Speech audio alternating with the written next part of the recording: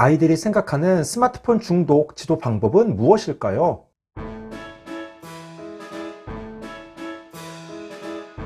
안녕하세요. 반갑습니다. 초등교사 해피 선생입니다. 오늘은 아이들이 생각하는 스마트폰 중독 지도 방법이라는 주제로 이야기해 보려고 합니다. 요즘 아이들은 대부분 스마트폰을 좋아합니다. 좋아해도 너무 좋아합니다. 그러다 보니 책을 멀리하고 문해력이나 집중력 부족 등 여러 문제가 따릅니다. 물론 학교나 가정에서 스마트폰 중독의 문제에 대해 여러 교육을 하지만 아이들은 잘 듣지 않습니다. 그래서 과연 아이들은 이 문제에 대해 어떻게 생각하는지 궁금해졌습니다. 그러면 지금부터 자세하게 이야기해 보겠습니다. 출발!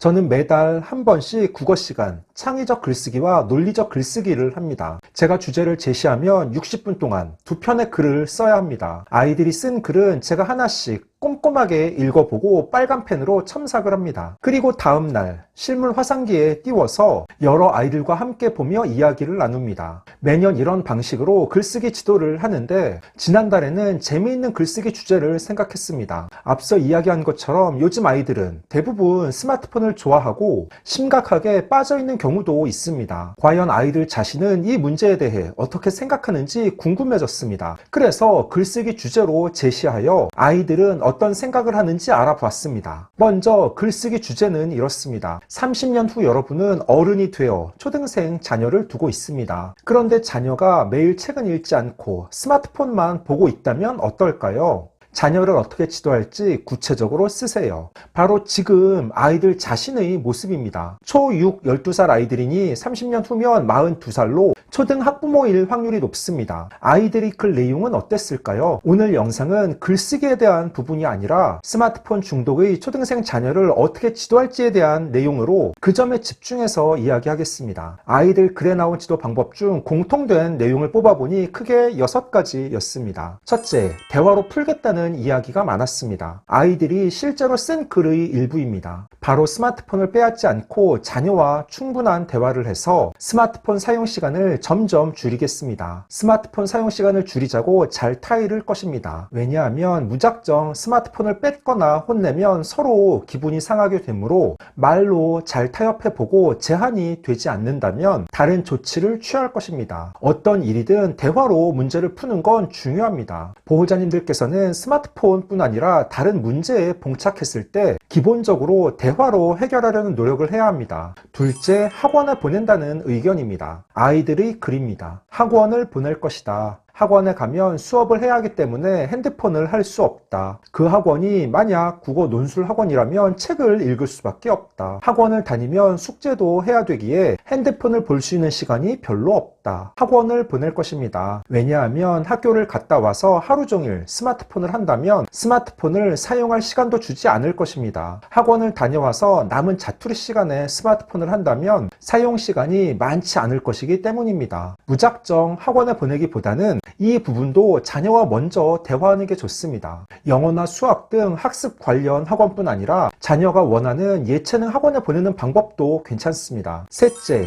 독서로 유도하는 방법입니다. 아이들의 실제 글 일부입니다. 책에 대한 흥미를 높이기 위해 다양하고 재미난 책을 사주겠습니다. 그리고 책을 읽기 좋은 환경을 만들기 위해 자녀와 일주일에 한 번은 도서관에 같이 가겠습니다. 주말마다 책을 읽게 한 뒤에 그 책에 대한 생각을 말하게 할 것입니다. 자녀가 책에 대한 생각을 하려면 책을 읽어야 하니 자녀가 책을 읽게 유도할 수 있기 때문입니다. 이건 바람직한 의견입니다. 특히 자녀에게 무조건 책을 읽으라고 강요하기보다는 일주일에 한 번 자녀와 함께 도서관에 가는 건 저도 평소 강력 추천하는 방법입니다. 따봉. 아이들이 생각하는 스마트폰 중독 지도 방법입니다. 넷째, 부모님의 솔선수범으로 아이들이 쓴 글입니다. 부모가 스마트폰만 보지 않고 책을 읽을 것입니다. 부모가 먼저 솔선수범하여 자녀가 자연스럽게 책을 읽게 할 것입니다. 부모도 책 읽는 모습을 보여줄 것입니다. 아이들은 부모의 모습을 보고 그대로 배웁니다. 부모가 스마트폰을 사용하니 아이들도 스마트폰을 사용하는 것입니다. 우와, 이것도 좋은 의견입니다. 부모는 아이의 거울입니다. 매사 부모님이 솔선수범하는 모습을 보인다면 자연스럽게 자녀도 따라서 독서하는 모습을 보일 것입니다. 다섯째, 스마트폰 외 취미 만들어 주기입니다. 스마트폰 사용 시간을 줄이기 위해 운동 같은 취미를 만들어서 스마트폰 사용 시간도 줄이고 운동으로 몸도 건강하게 만들어 주겠습니다. 취미 활동을 만들어 준다. 왜냐하면 취미 활동을 만들어 주면 그 취미를 즐기면서 핸드폰을 손에 가지고 있는 시간이 줄어들 수 있기 때문입니다. 이와 비슷한 의견으로 스트레스를 풀기 위해 맛있는 음식을 사줄 것이다. 자녀와 밖에 많이 나갈 것입니다. 자녀가 가고 싶은 곳에 가고 자녀와 놀이터에 가서 잠시 동안이라도 스마트폰이 아니라 밖에 집중할 수 있게 하고 자녀한테 책을 추천할 것입니다. 주말에 놀러 가거나 활동적인 활동을 많이 할 것이다. 계속 스마트폰을 하다 보면 무기력해지고 우울해지니 활동적인 활동을 하거나 놀러 가면 자녀도 좋아하고 건강도 더 좋아질 것이다.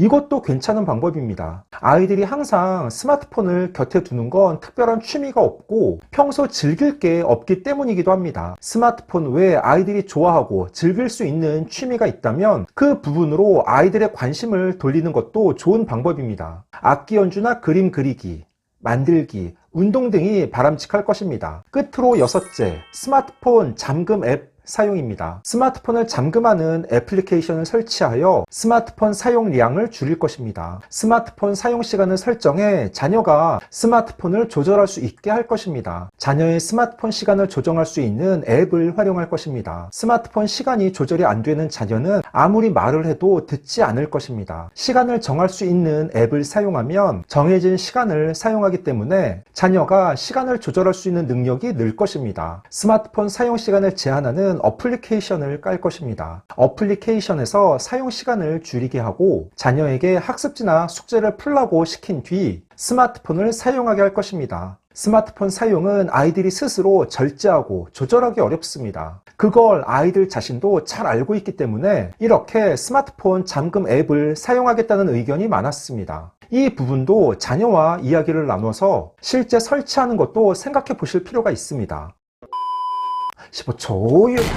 오늘은 아이들이 생각하는 스마트폰 중독 지도 방법이라는 주제로 이야기해 봤습니다. 저는 매달 말 국어 시간 글쓰기를 하는데 지난 4월 아이들이 스마트폰 중독에 대해 어떻게 생각하고 있는지 궁금해서 그 주제로 글을 쓰게 했습니다. 아이들이 생각하는 지도 방법은 크게 6가지였습니다. 대화로 풀겠다는 이야기가 많았고 학원에 보낸다는 의견도 있었습니다. 아이들을 스마트폰이 아니라 독서로 유도하는 방법이 있고 부모의 솔선수범, 스마트폰 외에 다른 취미 만들어주기, 끝으로 스마트폰 잠금 앱 사용 등의 의견이 있었습니다. 요즘 아이들의 스마트폰 중독, 과의존은 정말 심각한 문제입니다. 이 부분에 대해 자녀와 자주 이야기하며 함께 해결 방안을 모색해 나가시기 바랍니다. 오늘 준비한 내용은 여기까지입니다. 앞으로도 보다도 유익하고 재미있는 영상을 가지고 꾸준하게 계속 찾아뵙도록 하겠습니다. 이상 초등교사 해피 이선생이었습니다. 안녕.